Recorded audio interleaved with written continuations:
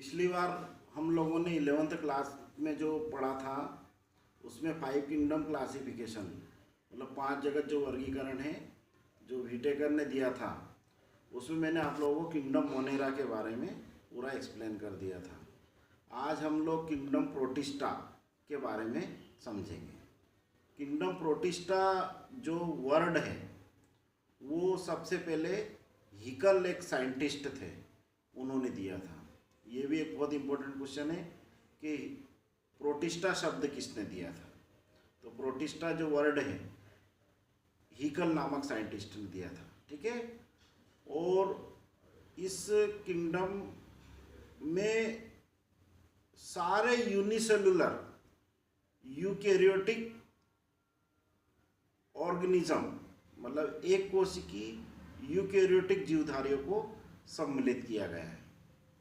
वो unicellular eukaryotic में plants भी हैं, कुछ एनिमल्स भी हैं और कुछ फंजाई भी हैं, मतलब जंतु भी हैं, पादप भी हैं, कवक भी हैं। इस कारण से किंगडम प्रोटिस्टा को वर्गीकरण का कूड़ादान कहते हैं, द डस्टबिन ऑफ क्लासिफिकेशन। ये भी एक बहुत इंपॉर्टेंट क्वेश्चन है। ऐसा क्वेश्चन आता है, किस जगत को वर्गीकरण का कूड़ादान कहते हैं? Which kingdom is known as dustbin of classification? तो इसका राइट आंसर होगा किंगडम प्रोटिस्टा, ठीक है। तो ये तो दो इंपॉर्टेंट वन वर्ड क्वेश्चन हो गए। पहला क्वेश्चन हो गया कि प्रोटिस्टा शब्द किसने दिया था। तो प्रोटिस्टा शब्द दिया था हिकल साइंटिस्ट ने। दूसरा, किस जगत को वर्गीकरण का कूड़ादान कहते हैं? Which kingdom is known as dustbin of classification? तो इसका राइट आंसर हो जाएगा आपका किंगडम प्रोटिस्टा, ठीक है। ये दो वन वर्ड क्वेश्चन हो गए। अब इस किंगडम प्रोटिस्टा का जो 3 नंबर या 4 नंबर का जो क्वेश्चन आता है वो इस टाइप से आता है, जगत प्रोटिस्टा के लक्षण लिखिए। Right the characteristics of kingdom protista. तो इस किंगडम में के जो ऑर्गेनिज्म हैं उनमें क्या ऐसे लक्षण होते हैं वो हमको लिखना है जो केवल इसी किंगडम में होते हैं। जैसे सबसे पहला और सबसे इम्पोर्टेंट लक्षण होता है इनका, एक कोशिकी यूकैरियोटिक जीवधारी होते हैं, मतलब यूनिसेलुलर यूकैरियोटिक होते हैं, ठीक है। और सारे जीवधारी लगभग इस किंगडम के हम लोगों को जलीय आवासों में मिलेंगे, मतलब एक्वेटिक हैबिटेट्स में, ठीक है।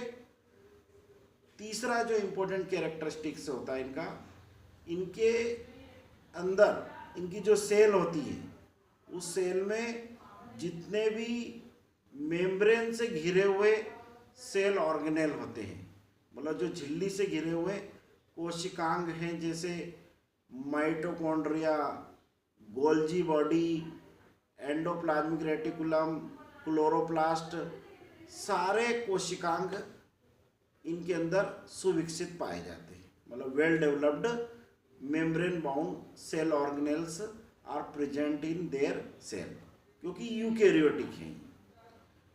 वेल डेवलप्ड न्यूक्लियस भी इनके अंदर पाया जाता है, सुविकसित केंद्रक भी इनकी कोशिकाओं में पाया जाता है। इनकी जो सेल रहती है इन ऑर्गेनिज्म की, जैसे मैंने अभी आपको कहा कि ये एक कोशिकी है, मतलब इनकी बॉडी का ऑर्गेनाइजेशन एक ही सिंगल सेल से मिलके बना है, ठीक है। इसमें इनकी जो सेल रहती है उस सेल के अंदर जो फ्लैजिला रहते हैं, उस फ्लैजिला में जो माइक्रोट्यूब्यूल्स होते हैं, उन माइक्रोट्यूब्यूल्स में 9+2 का मतलब 9-2 का अरेंजमेंट पाया जाता है। मतलब इसमें स्पेशल टाइप के माइक्रोट्यूब्यूल्स होते हैं, वो 9 मतलब एक उसमें भ्रोल में होते हैं और 2 एक भ्रोल में होते हैं। तो इसको बोलते हैं 9+2 का अरेंजमेंट, 9-2 का अरेंजमेंट, ठीक है। इसके अलावा इनके अंदर जो पोषण होता है, न्यूट्रिशन होता है, तीनों प्रकार का न्यूट्रिशन इनके अंदर, मतलब बेसिकली तो न्यूट्रिशन 2 ही टाइप का होता है। एक तो होता है ऑटोट्रॉपिक और एक होता है हेटेरोट्रॉपिक, मतलब स्वयंपोषी और विषमपोषी। मतलब कुछ प्रोटिस्ट स्वयंपोषी भी होते हैं, मतलब वो फोटोसिंथेसिस के द्वारा अपना भोजन स्वयं बनाते हैं, और कुछ जो हेटेरोट्रॉपिक होते हैं उस हेटेरोट्रॉपिक में तीनों आपको मिल जाएंगे। आपको कुछ परजीवी प्रोटिस्ट भी हैं, पैरासिटिक प्रोटिस्ट भी हैं, कुछ आपके अपघटक प्रोटिस्ट भी हैं, डिकम्पोजर प्रोटिस्ट भी है, और कुछ परजीवी भी होते हैं, है ना। तो पैरासिटिक मतलब परजीवी पोषण, अब जो आपका डिकम्पोजर मतलब सेप्रोफिटिक मृतोपजीवी पोषण, और आपका सहजीवी भी कुछ प्रोटोजोअन्स होते हैं जो सिम्बायोटिक तरीके से भी रहते हैं और अपना न्यूट्रिशन करते हैं। तो पोषण की विधियाँ इनमें दो प्रकार की हो गई, स्वयंपोषी और विषमपोषी। तो ये एक सिंपल सा कैरेक्टरिस्टिक लिखना है कि इनमें पोषण दो विधियों द्वारा होता है। Nutrition takes place by two methods, एक स्वयंपोषी पोषण और एक विषमपोषी पोषण। फिर उसके बाद होता है इनमें रिप्रोडक्शन। रिप्रोडक्शन जो रहता है इनमें दो विधियों द्वारा होता है, मतलब there are two modes of reproduction in protist. एक तो होता है अलैंगिक जनन और एक होता है लैंगिक जनन। अलैंगिक जनन जो एसेक्सुअल रिप्रोडक्शन होता है वो जनरली इनमें बाइनरी फिजन मतलब द्विविखंडन के द्वारा होता है, ठीक है। और जो लैंगिक जनन होता है उसमें अलग अलग मेथड्स होती है, उनमें कंजुगेशन के द्वारा भी होता है, संयुग्मन के द्वारा भी इनमें लैंगिक जनन होता है। इसके अलावा ये जो प्रोटिस्ट होते हैं, इन प्रोटिस्ट के द्वारा इंसान के अंदर, मनुष्य के अंदर बहुत सारी बीमारियां भी होती हैं, मतलब they cause various type of disease in human being. जैसे बहुत फेमस जो प्रोटोजोन प्रोटिस्ट है, जैसे मलेरिया पैरासाइट होता है प्लाज्मोडियम वाइवेक्स, वो हमारे अंदर मलेरिया बीमारी करता है। इसी प्रकार से एक होता है लीशमानिया डोनोवाली, वो हमारे अंदर काला आजार डिजीज कॉज करता है। एक होता है ट्रिपेनोसोमा गेम्बियंस जो हमारे अंदर अफ्रीकन स्लीपिंग सिकनेस रोग करता है। एक होता है एंटामीबा हिस्टोलाइटिका जिससे अमीबाइसिस बीमारी होती है। तो ये सारे प्रोटोजोन प्रोटिस्ट जो है, जो पैरासाइट होते हैं, परजीवी होते हैं, ये हमारे अंदर अलग अलग प्रकार की बीमारियां करते हैं, ठीक है। इसके अलावा ये जो जितने भी प्रोटिस्ट हैं इनको मेनली तीन समूह में बांटा गया है, मतलब जगत प्रोटिस्टा को तीन बड़े ग्रुप में बांटा गया है। एक होते हैं आपके प्रकाश संश्लेषी प्रोटिस्ट, मतलब फोटोसिंथेटिक प्रोटिस्ट। इसमें आ जाते हैं आपके डाइनोफ्लैजिलेट्स, यूग्लिनाइट्स और डायटम्स, ठीक है ना। और सेकंड होता है अपघटक protist, decomposer protist, consumer decomposer protist, मतलब उपभोक्ता अपघटन करता प्रोटिस्ट। इसमें आपके जो हैं बहुत सारी फंजाई आ जाती है, बहुत सारी जो डिकम्पोजर नेचर की जो प्रोटिस्ट फंजाई होती है जैसे ईस्ट और माउल्ड, ये इसमें आ जाते हैं। और तीसरे होते हैं प्रोटोजोन प्रोटिस्ट। प्रोटोजोन प्रोटिस्ट जो यूनिसेलुलर यूकैरियोटिक होते हैं और जो एनिमल लाइक ऑर्गेनिज्म होते हैं, मतलब फर्स्ट जो एनिमल थे जो अर्थ के ऊपर ओरिजिनेट हुए थे वो प्रोटोजोवन ही थे। तो मेनली इनके तीन ग्रुप हो गए, फोटोसिंथेटिक प्रोटिस्ट मतलब प्रकाश संश्लेषी प्रोटिस्ट, आपके उपभोक्ता अपघटनकर्ता प्रोटिस्ट, कंज्यूमर डिकम्पोजर प्रोटिस्ट, और तीसरे हो गए प्रोटोजोन प्रोटिस्ट। अब इसमें तीनों टाइप के आपके ऑर्गेनिज्म हो गए।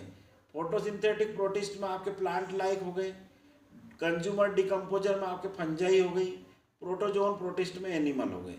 मतलब एकमात्र ऐसा किंगडम है इस पांच पूरे लिविंग वर्ल्ड में जिसमें प्लांट भी है, एनिमल भी है, फंजाई भी है, मतलब पादप भी है, जंतु भी है और कवक भी है। जबकि प्लांट के लिए अलग से एक सेपरेट किंगडम बनाया, किंगडम प्लांटी, जगत पादप। जंतुओं के लिए अलग से किंगडम बनाया, किंगडम एनिमेलिया, जगत जंतु। कवकों के लिए अलग से किंगडम बनाया, जगत कवक। बट जो यूनिसेलुलर यूकैरियोटिक एनिमल्स हैं, यूनिसेलुलर फंजाई हैं, यूनिसेलुलर प्लांट लाइक एल्गी हैं, उन सबको हम लोगों ने किंगडम प्रोटिस्टा में रखा है। इसीलिए किंगडम प्रोटिस्टा को वर्गीकरण का कूड़ादान या डस्टबिन ऑफ क्लासिफिकेशन कहते हैं, ठीक है। तो ये अगर कोई ऐसे मतलब जैसे कोई एप्लीकेशन लेवल का क्वेश्चन आ गया कि जगत प्रोटिस्टा को वर्गीकरण का कूड़ादान क्यों कहते हैं? Why the kingdom Protista is known as dustbin of classification. तो उसमें अपने को ऐसा रीजनेबल आंसर लिखना पड़ेगा कि चूंकि किंगडम प्रोटिस्टा में समस्त यूकैरियोटिक कवक, समस्त यूनिसेलुलर यूकैरियोटिक कवक मतलब यूनिसेलुलर यूकैरियोटिक फंजाई, एक कोशिकी यूकैरियोटिक जंतु यूनिसेलुलर यूकैरियोटिक एनिमल, एक कोशिकी यूकैरियोटिक प्लांट को सम्मिलित किया गया है। इस कारण से इस जगत को वर्गीकरण का कूड़ादान कहते हैं। इसी किंगडम में एक ऑर्गेनिज्म है, उसका भी एक वन वर्ड क्वेश्चन आता है, वो है यूग्लिना। यूग्लिना के बारे में बड़ा कंट्रास्ट है। यूग्लिना को प्लांट और एनिमल मतलब पादप और जंतु के बीच की संयोजक कड़ी माना जाता है। कुछ साइंटिस्ट लोगों का जो एल्गी मतलब जो फाइकोलॉजिस्ट हैं, जो शैवाल शास्त्री वैज्ञानिक है, उन्होंने इसको किंगडम प्लांटी में भी मानते, मतलब इसको प्लांट लाइक मानते हैं। और जो जूलॉजिस्ट हैं उसको उन्होंने प्रोटोजोन में भी रखा है। इससे बात प्रूफ होती कि इसमें ऐसे कोई कैरेक्टर हैं जिसके कारण से इसमें प्लांट लाइक कैरेक्टर भी हैं और एनिमल लाइक कैरेक्टर भी है, मतलब पादप के समान लक्षण भी है और जंतुओं के समान लक्षण भी है। इसलिए इसे जगत मतलब पादप और जंतु के बीच की संयोजक कड़ी माना गया है, मतलब it is a connecting link between plant and animal. अब प्लांट के समान इसमें कौन सा कैरेक्टर है? पौधों के समान इसमें फोटोसिंथेसिस करने की कैपेसिटी, मतलब ये अपना भोजन स्वयं बना सकता है। क्लोरोप्लास्ट बियरिंग पार्टिकल्स इसके अंदर होते हैं, जिसमें क्लोरोफिल होता है, फोटोसिंथेटिक करता है। और एनिमल के जैसे कैरेक्टर इसमें फ्लैजिला होता है लोकोमोशन के लिए, जिसके कारण से ये एक प्लेस से दूसरे प्लेस पे लोकोमोशन करता है। ये भी एक इम्पोर्टेंट क्वेश्चन है जो परीक्षा के अंदर 11th क्लास में पूछते हैं। यूग्लिना को रिक्त स्थान के बीच की संयोजक कड़ी माना गया है, तो पादप और जंतु के बीच की। इसके अलावा इसमें एक 3 वन वर्ड क्वेश्चन और आते हैं। अमीबा जो कि इस किंगडम में आता, प्रोटोजोन प्रोटिस्टम, उसका लोकोमोटरी स्ट्रक्चर मतलब उसका प्रचलन संरचना क्या है? तो उसमें अमीबा में लोकोमोशन होता है कूटपाद, हिंदी में बोलते हैं उसको, और अंग्रेजी में सूडोपोडिया कहते हैं। तो अमीबा का लोकोमोटरी स्ट्रक्चर हो गई सूडोपोडिया। पैरामीशियम का होता सीलिया और यूग्लिना का होता फ्लैजिला। तो ये तीनों के आप लोगों को याद होना चाहिए। और स्पेशली अमीबा का बहुत पूछते हैं कि अमीबा प्रचलन किसके द्वारा करता है? तो अमीबा में प्रचलन या लोकोमोशन जो होता है वो सूडोपोडिया या कूटपाद के द्वारा होता है। पैरामीशियम में होता है सीलिया के द्वारा और यूग्लिना में होता है फ्लैजिला के द्वारा। ठीक है, तो ये ऐसे छोटे छोटे क्वेश्चन भी इस किंगडम प्रोटिस्टा में से आते हैं। ठीक है, अगले हम जो पढ़ेंगे उसमें हम लोग आपको जगत कवक मतलब किंगडम फंजाई के बारे में समझूंगा। Okay, all the best.